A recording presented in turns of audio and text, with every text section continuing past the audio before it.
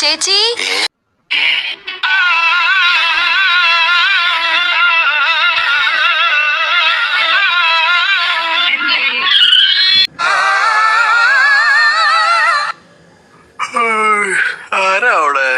ഇതെന്റെ പെർഫ്യൂം, ഇതെന്റെ ഐലൈനർ, ഇതെന്റെ മസ്കാര, ഇതെന്റെ ലിപ്സ്റ്റിക്ക്, ഇതെന്റെ പുതിയ ചുരിദാർ. ഇതൊക്കെ എന്തിനാ എനിക്ക് തരണേ?